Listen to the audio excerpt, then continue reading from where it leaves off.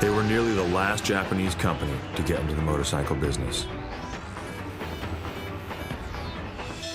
A giant corporation that already knew how to build huge ships that sailed around the world. Bullet trains that can go 170 miles an hour. And parts for jet airplanes. Kawasaki had a long-standing reputation of building big, powerful engines. So when the company decided to create a motorcycle, their engineers faced a challenge: how to use their expertise to create powerful engines small enough to fit into a bike.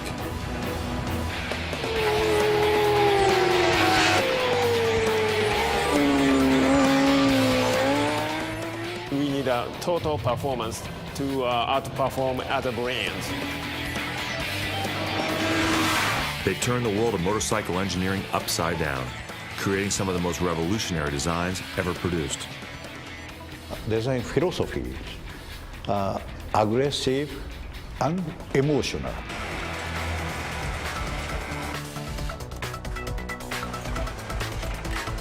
This is our human error-proof system.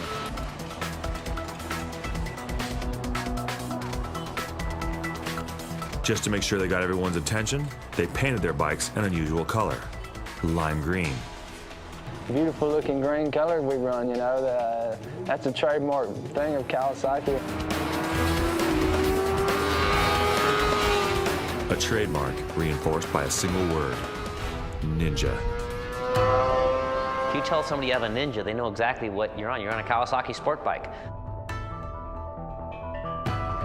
After so much success with ships and trains and jumbo jets, why did Kawasaki get into the motorcycle business? And even with all their engineering might, could they really challenge the older, more established brands?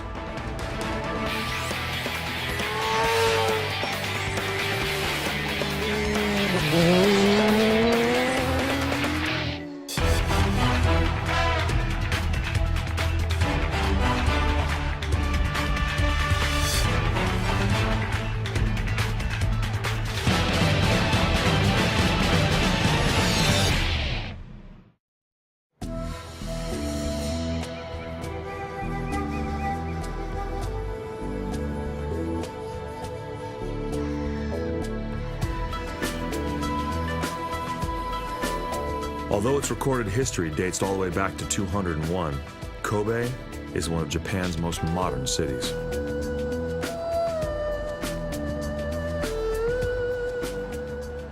Kobe is a major shipping port.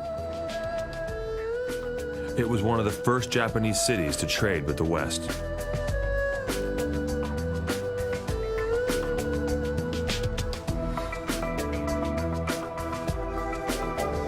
American Park, a tourist destination along the waterfront, takes its name from the word America.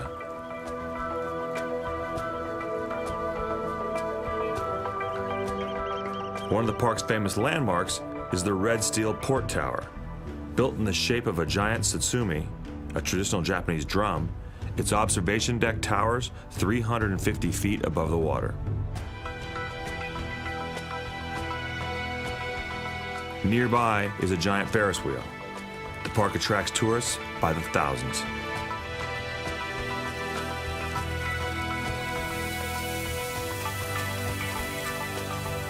Real Kobe beef is a delicacy here.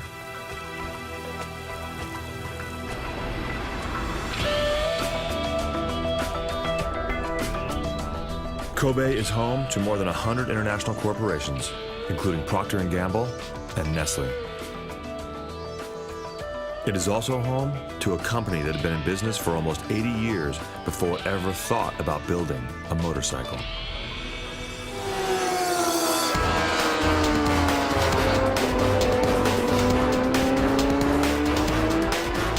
Kobe, Japan is world headquarters for Kawasaki Heavy Industries.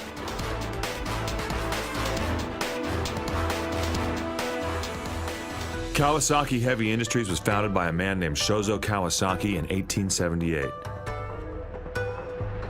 It began as a shipbuilding company. Shinzo Kawasaki was one of the first in Japan to use Western designs for his ships. His company prospered, and over the years, it became one of the world's manufacturing giants, building not only ships, but trains, industrial equipment, and parts for cars and airplanes.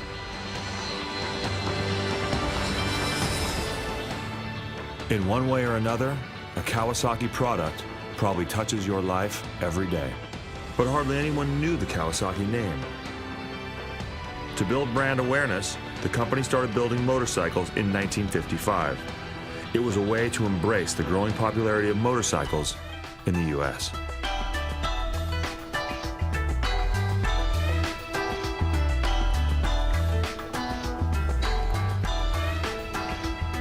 A new building in Kobe celebrates Kawasaki's history in shipbuilding and in motorcycles. In a clear reference to both American music and pop culture, the motorcycle part of the building is called Kawasaki Good Times World. Now we are in Kobe, Kawasaki Motorcycle Museum, which official name is Kawasaki Good Times World.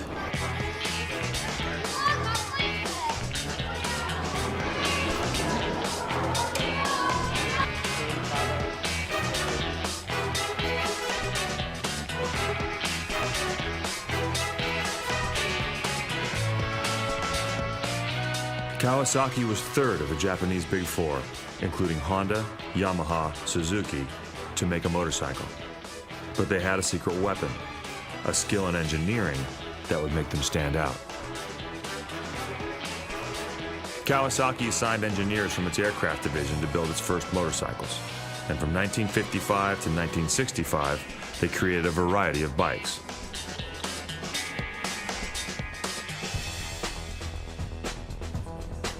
But none was special. None addressed the real mission assigned to Kawasaki's motorcycle engineers. That mission was to develop completely new technologies for a breakthrough design, a motorcycle that would turn the motorcycle world upside down.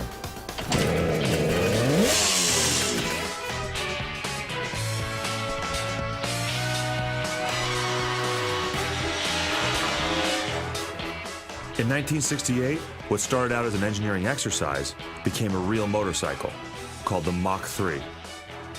Two teams of Kawasaki engineers were pitted against each other. One team would develop a traditional two-cylinder engine, but the second team built something never tried before, a 500cc engine with 3 cylinders. It was a revolutionary design, but the result was classic Kawasaki, an engine producing massive amounts of power. Until the Mach 3, no Japanese company had ever designed a motorcycle with 3 cylinders. Kawasaki did it to get more horsepower. At first, the 3-cylinder experiment was a failure. The middle cylinder kept overheating and the engine kept blowing up, but the engineering team kept trying. Finally, they had the idea of adding extra-large cooling fins to the engine. It worked. Their engine went from experiment to production. This is a Mach 3 Triple, which was introduced in 1969 in the United States. This motorcycle is very unique at that time, even unique right now. It has 3-cylinder air-cooled two-stroke engines.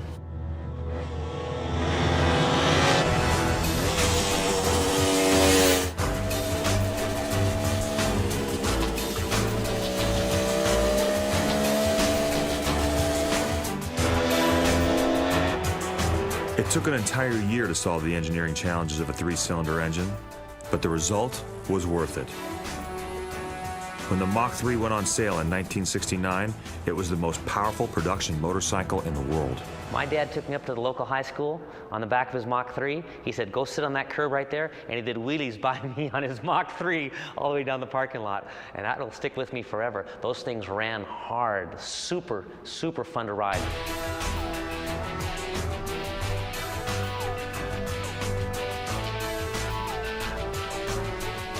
That Mach 3 was a 3-cylinder 500, followed up with a 3-cylinder 750 two-stroke, and they were rocket ships. Actually, it outperformed every motorcycle existed at that time. So This Mach 3 made Kawasaki famous.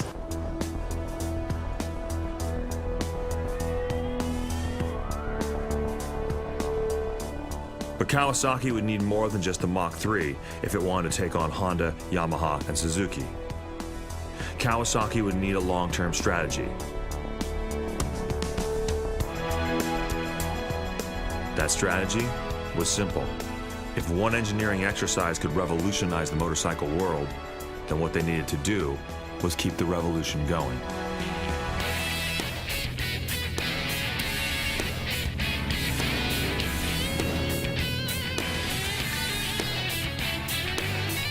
Just 3 years after producing the Mach 3, Kawasaki unveiled another design breakthrough, a new bike called the Z1 with a larger 900cc engine. The Z1, the 900, was amazing. You know, that bike made a huge impression and really established Kawasaki as a performance force. This is Kawasaki Z1. It was introduced in 1972 in the United States. This is very unique again. The 4 exhaust pipes make it massive, and it's a beautiful machine.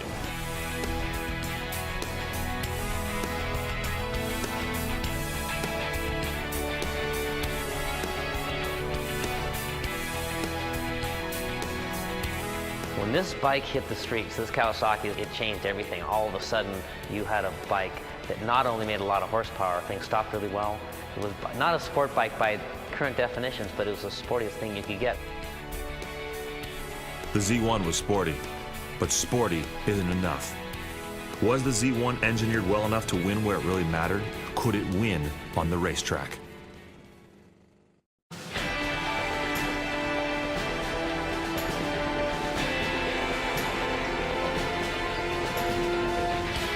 There's an old saying in the motorcycle world: race on Sunday, sell on Monday. In the late 1970s, a British rider named Reg Pridmore was racing the Kawasaki Z1. The thing about racing, Kawasaki, looking at that going, some publicity to be had. And I don't care what anybody says, racing sells bikes. Yeah, racing sells. With Pridmore on board, Kawasaki pulled ahead in its race to catch up with the competition. And it did it on racetracks in America, where Pridmore and the Z1 were almost unbeatable. It was a great bike. I loved the power because now I could go fast without having to struggle too hard for it. And I did quite well on that one. Kawasaki became the first Japanese motorcycle brand to win the American Motorcycle Association Championship. With Reg Pridmore on board the Z1, Kawasaki took the title 2 years in a row, 1977 and 1978. Wow, that was just like riding a bike that you've known for many, many years. But in actual fact, you know, we had good brakes, we had good power.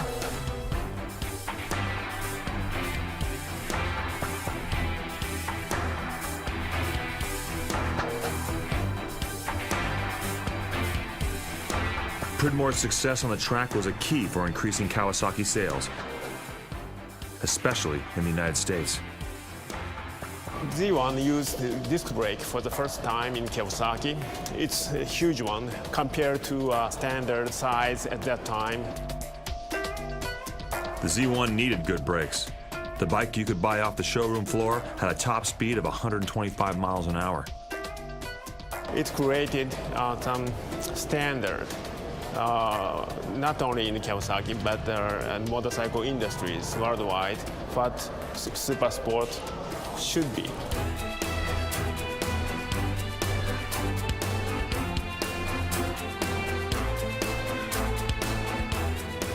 Kawasaki, the company that started next to last in terms of making motorcycles, was catching up fast.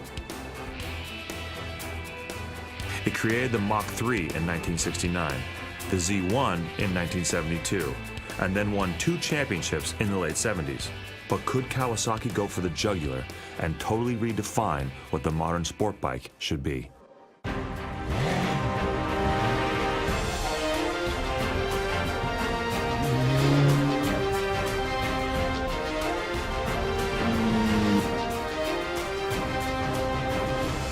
The answer would come only 1 year later, in September of 1980. Management in Japan released a new bike they called the Z900R.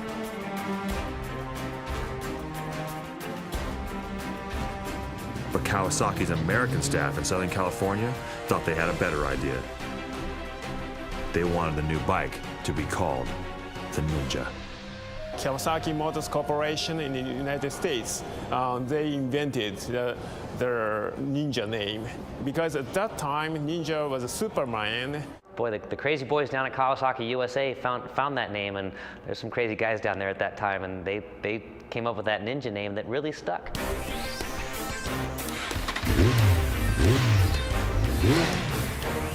They loved the Ninja name back at Kawasaki headquarters in Japan.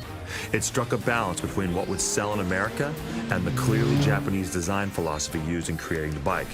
The philosophy that shapes can have both positive and negative qualities.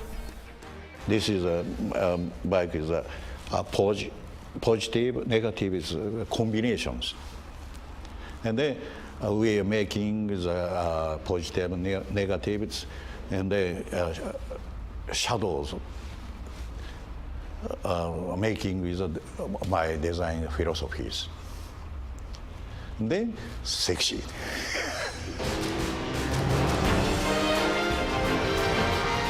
In addition to their distinctive design philosophy, Kawasaki used a unique color to stand out: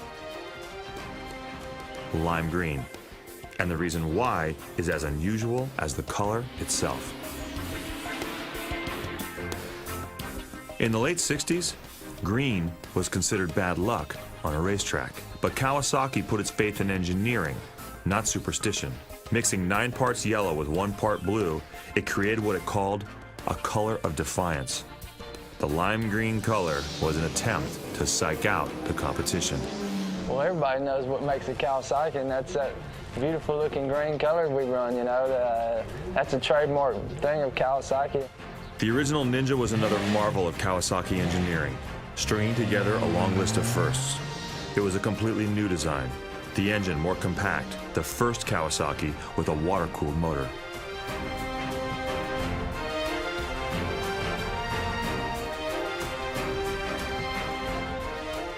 This one is original Ninja 900, and the engine is compact and it's lower than other bikes. The center of gravity is lower because of the engine location. It's located down and forward. And also the fairing, it's the 2 purposes here. One is rider protection, and 2, of course, it's to enhance the maximum top speed.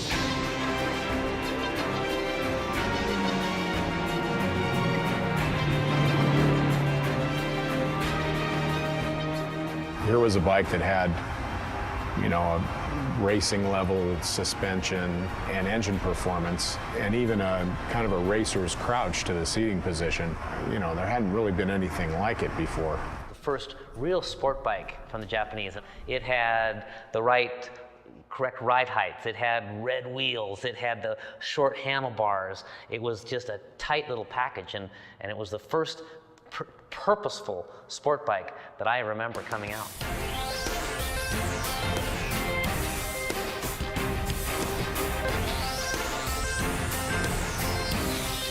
Actually, I designed most of the engine components and also the exhaust pipes and induction systems. Just like the Mach 3, the first Ninja was created by a team of engineers. But when it was finished, riding the bike became a very personal experience.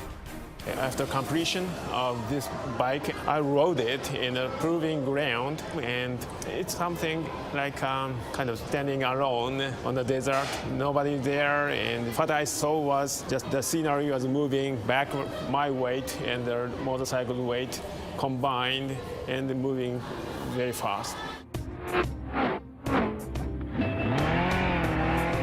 The first Ninja was also the first Kawasaki motorcycle to use a computerized ignition system.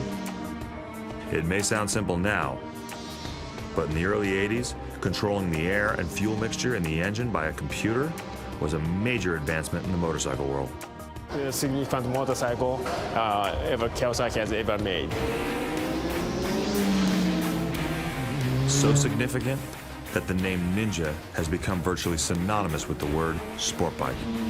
How many cops will look at your sport bike and say, there's a Ninja? Well, that's just kind of become one of those terms, like crescent wrench. It's actually an adjustable end wrench that's made by Crescent, but people call it a crescent wrench. Same thing with the Ninja. Sport bikes are Ninjas, especially if they're Kawasaki's. In 1990, Kawasaki's engineering breakthroughs led to another new design. The ZX-11 pushed motorcycle engine development even further. And it did it by using an old American hot rodder trick. Force more air into an engine, and you get more horsepower. In 1990, this year is very important because Kawasaki introduced this ZX-11, which is the first Ninja with ram-aired engines. It's the first ram-aired motorcycle in the world. Ram air is a remarkably simple concept. The faster the motorcycle goes, the more air that's rammed into the engine. A simple concept turned into a masterpiece of motorcycle engineering. The faster the motorcycle goes, the more powerful the engine will become.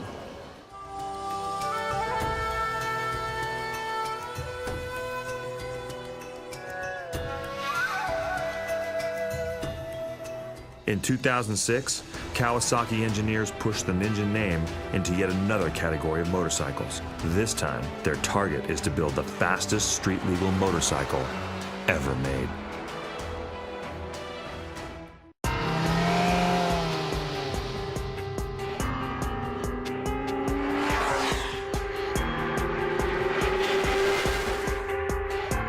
How do you create the fastest street-legal motorcycle ever built? Kawasaki engineers decided the answer is size.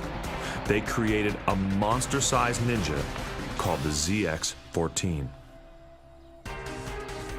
The ZX-14 has a 1.4-liter engine. That's a huge engine for a motorcycle and as big as engines used in many cars.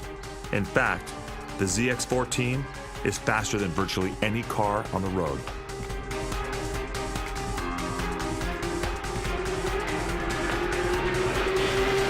The 1400, the concept of the motorcycle is the king of open road. At first, we developed the engine for very fast acceleration in the road. ZX-14, basically ultimate GT bike, you know.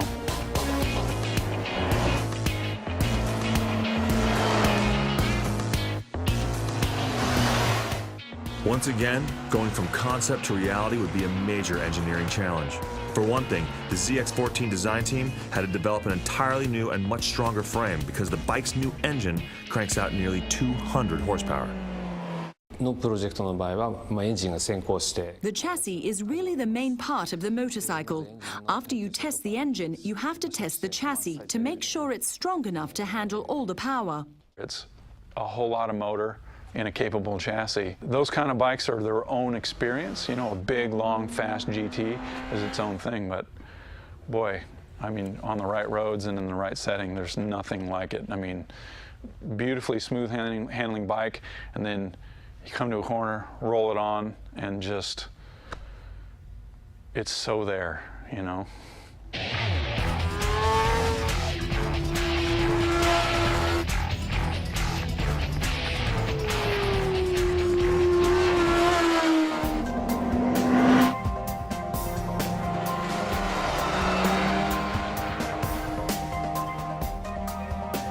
This is where Kawasaki builds the ZX-14 and all its other motorcycles.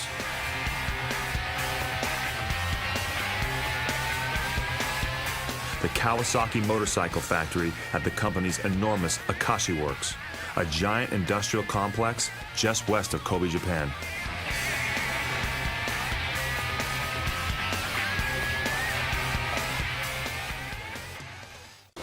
Our people deliver the parts to the assembly line directly, but some medium-sized or big-sized parts, we keep a couple of hours in this area. And delivering people deliver the medium parts and big parts to the line every 2 hours.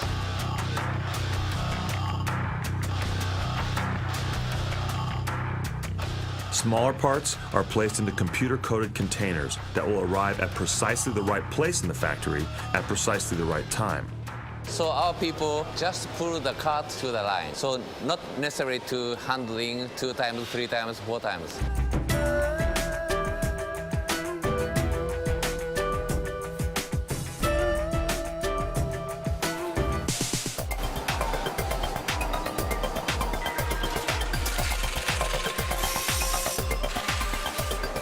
At Kawasaki, the classic Japanese manufacturing philosophy of efficiency is taken a giant step further.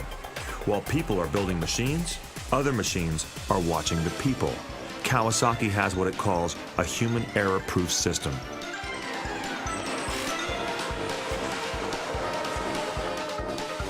A system that begins with a collection of card-activated drawers and lights to make sure the right parts are being used for each bike. This is a human error-proof system. This is a sample. Each hanger has this kind of electrical data carrier. So, for example, I'm some areas operator. Motorcycle pass through model A.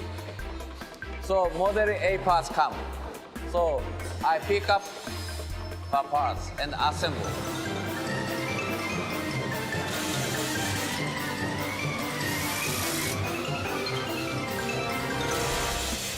Next model, the model C, it's come through. Parts C1 come, so I pick up and assemble.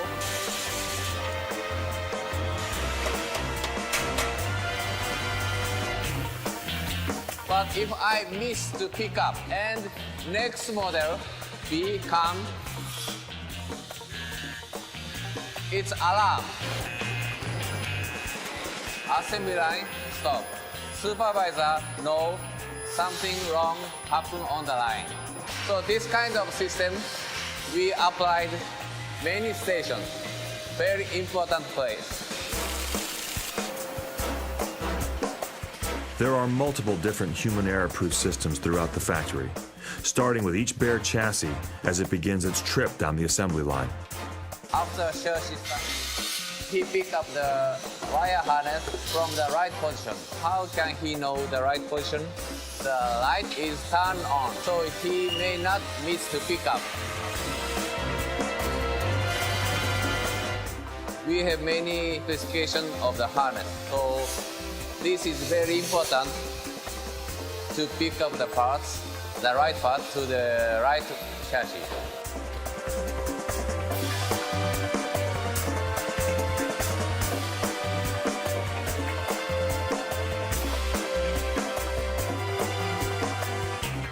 Preventing mistakes in the factory is such an important concept that every new Kawasaki employee, regardless of what job they're hired to do anywhere in the company, is required to spend their first 3 months working in the factory.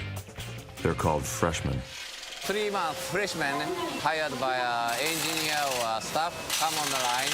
For example, that the engineer experience of the line is good for future's business.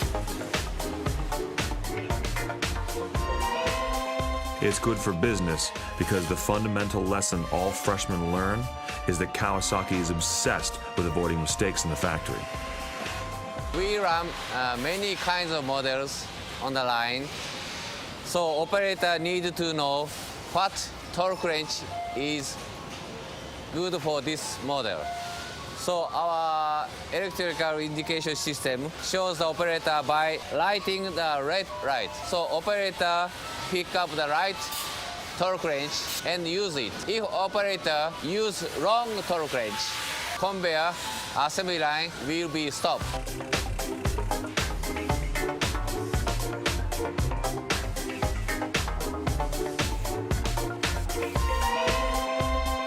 Kawasaki encourages every worker to take an active role in quality control. Any worker can stop the entire assembly line if they think there's a problem.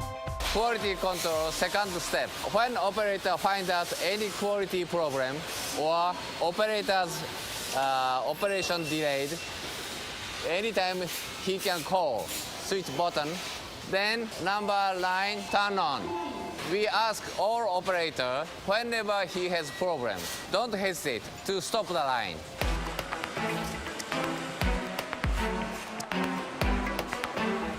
On average, the assembly line stops for 3 to 5 minutes every hour. Total downtime of this line from the morning by now.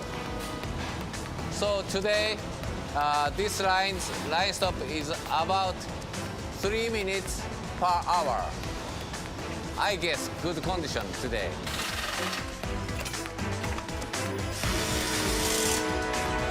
There are 2 different assembly lines for each motorcycle being built.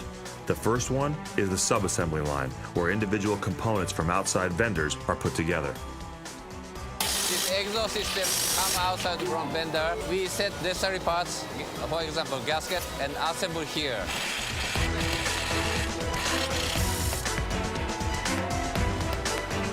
The next station is it's swinging arm sub-assemble and assemble to the line. This is a chain assemble to the swinging arm.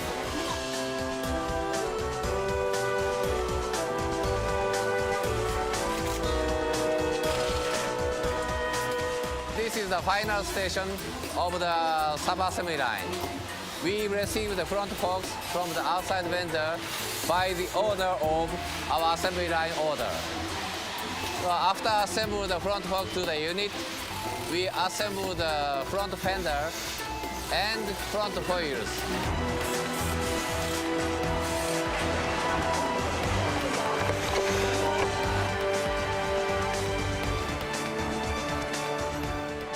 Overhead conveyor belts move what look like mechanical skeletons to the final assembly line.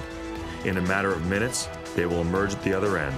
Finished motorcycles, ready to roar. The first step of the main assembly line is to put a handlebar or this kind of small stuffs.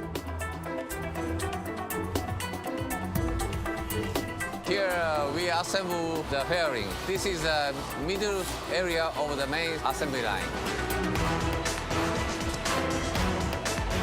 This is the final station of the line. Final operator check defect parts, and if there is no defect, he carry to the final inspection line.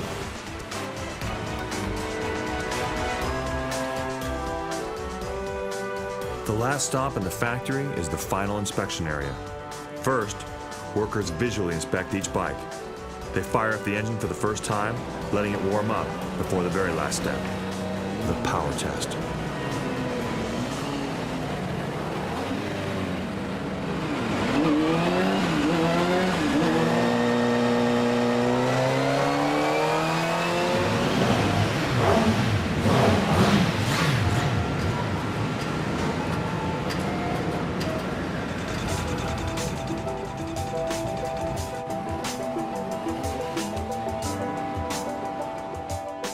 The barcode for each bike tells the power test computer what program to run.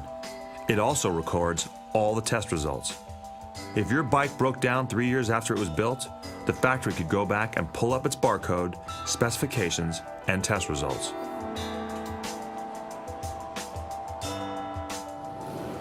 It's like a motorcycle with a medical record.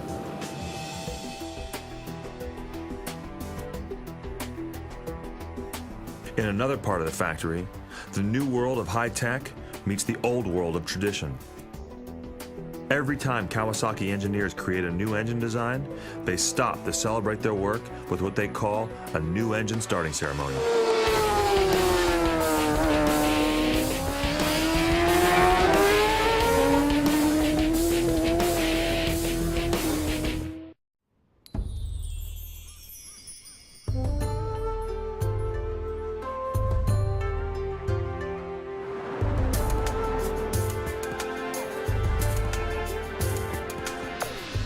Japan is made up of 4 major islands, which altogether are slightly smaller than the state of California.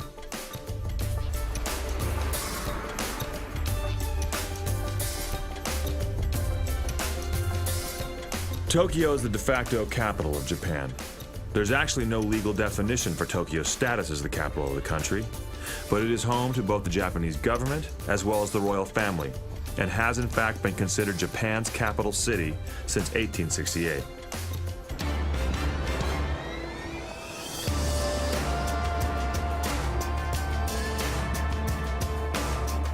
When most Westerners travel to Japan, they go to Tokyo, a megacity with 35 million people and the largest gross domestic product of any metropolitan area in the world.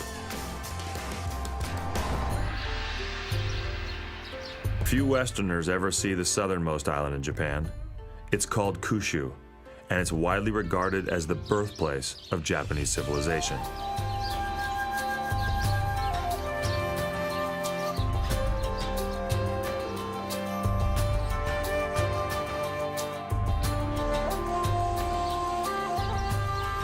Kyushu is considered a very spiritual place.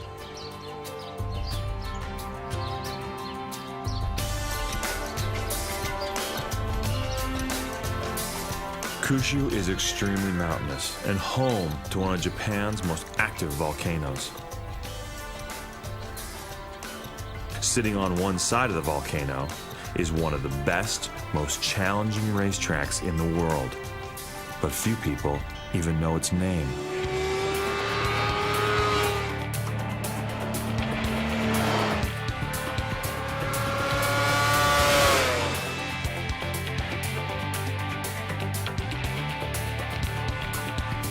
It is called Autopolis, and it takes a full day to get there from Tokyo.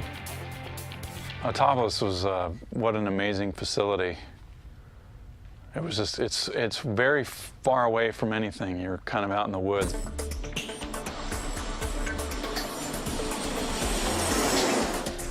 It is an hour and 45-minute flight from Tokyo to Kyushu, but it's like taking a trip back in time.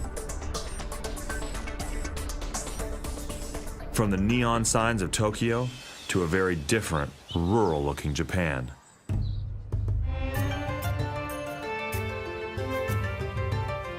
After arriving at the airport on Kyushu, the next step is a long bus ride up a narrow mountain road to the track. We took a long, long bus ride. You go on these winding mountain roads through all these little forests and everything, and then here's this huge, beautiful facility.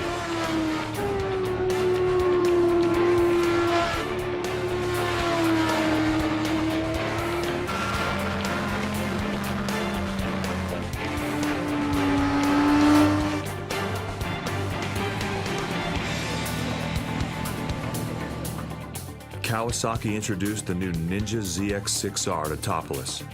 It was the first time Western journalists had ever been invited to ride at the track. Riding at Autopolis was, it's a magnificent track. There's such a neat variety of corners, and the grip was quite good.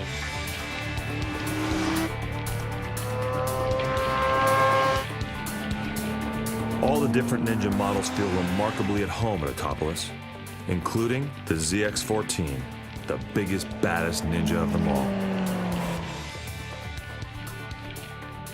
We had a ZX-14 on the track, which was a scream. I mean, it's a big, fast bike, and you kind of tiptoe through the corners and pull the trigger. Really nice long front straight, and a lot of fun. Beautiful setting, too.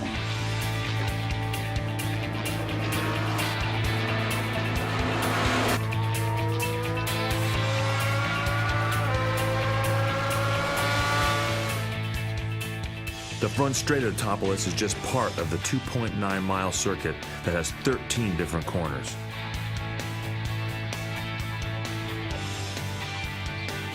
Autopolis is the only track in the world built on the side of an old volcano. It sits in the mountains 3,000 feet above sea level.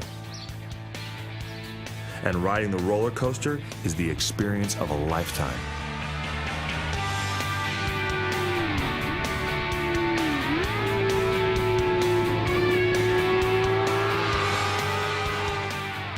Firing down the hill, a lot of speed, and then you come to a right, and that right-hand corner, it's, you know, it's so deceptive.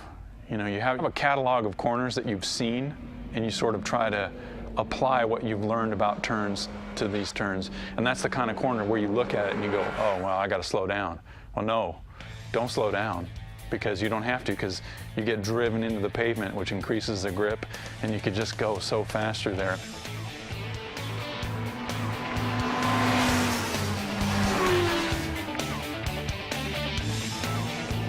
When we were at the track, the ZX14 would come by, and it sounded like a jet. I mean, it just was making, I mean, it's just crushing air, you know, it's a little bit bigger and makes so much power, and it would just come by and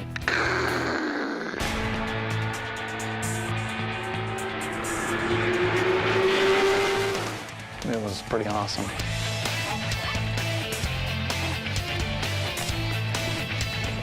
Few Westerners ever get a chance to ride at Autopolis.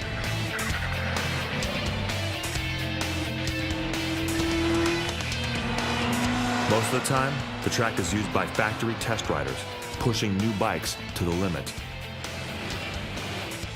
The motorcycle industry is a highly competitive business, and while Kawasaki would let one of their test riders describe a high-speed lap around Autopolis, they didn't want his face or name to be made public. After you leave the first corner, you see the second corner. The second corner is the most exciting corner on the course. The next corner determines who will win or lose the race. Braking is very, very important in this corner. So if you brake correctly, you can really open the throttle when you exit.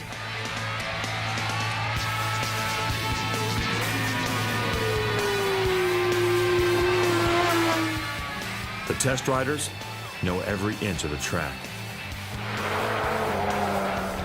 Still, the section they call the roller coaster scares even them, and they ride the track every day. The roller coaster is a long downhill straight that drops more than 160 feet in elevation before ending in a tight turn to the right. You ride down a very steep hill. We call it the roller coaster.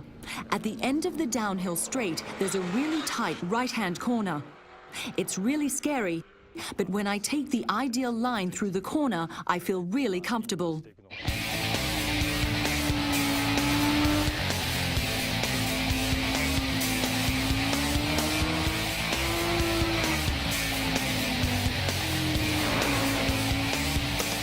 The last part of that lap is just it's just a scream with all the direction changes, and there's a couple places where you had to be really careful.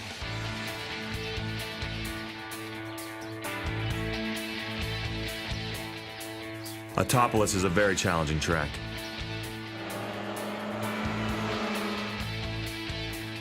Especially if you're riding the ZX14, a motorcycle with nearly 200 horsepower. Extremely smooth, very refined, incredibly powerful. So you have this bike, and you know, basically it's a sport bike. I mean, it comes out of sporting intentions. It comes out of Kawasaki's history of making horsepower. Kawasaki ZX14 is an expert's bike. The thing is so fast that novices will get in trouble. A little twist on the throttle, the thing's going 100 miles an hour. So you gotta have your brain ready for that thing. It accelerates so hard. The nice thing about the ZX14 and bikes like that have a lot of motor, nowadays, they also stop and turn pretty well. The ZX14 is all about power.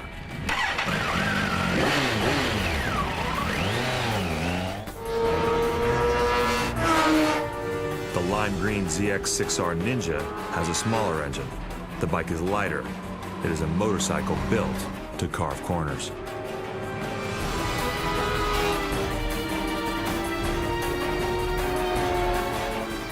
You look at that 6R and you can see how nimble it is. You can see how light it is.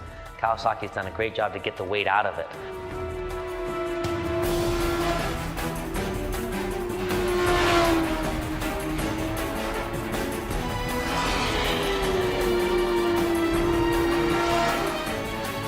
The newest Kawasaki ZX6R is the first total redesign of the bike in nearly 10 years and boasts a brand new engine.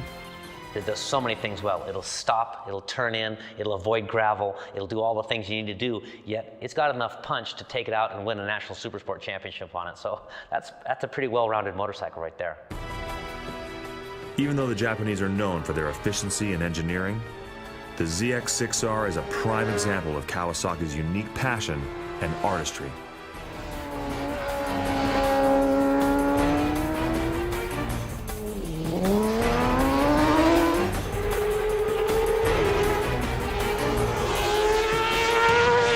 This is, I think, is a motorcycle designs art, just art.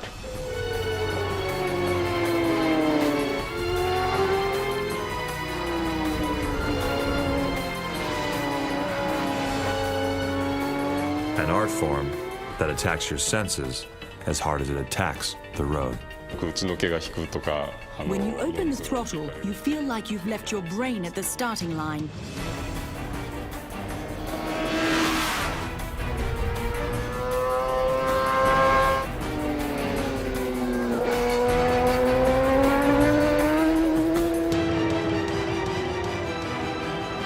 Kawasaki is such a big company, and you know the Japanese sort of have this reputation, I think undeserved. Everyone says, well, you know, the Italians, well, they build bikes with passion, etc., and as if Japanese bikes aren't built by people and there is no passion.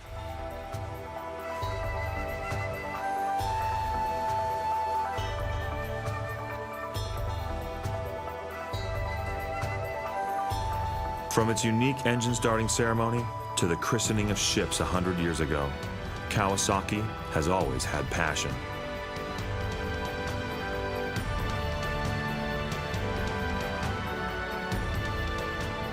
The next to last Japanese company to get into the motorcycle business, Kawasaki puts its reputation on the line.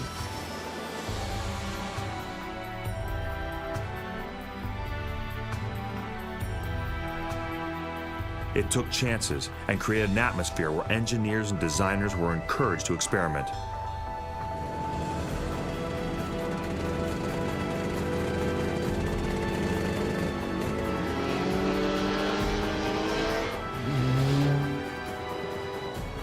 They do things differently at Kawasaki. They always have, and perhaps they always will.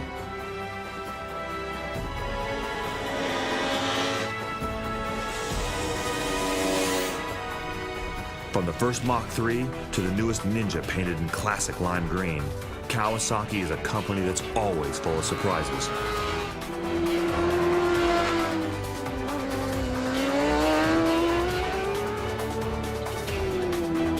A company that has always used its engineering expertise to answer the questions others weren't even asking.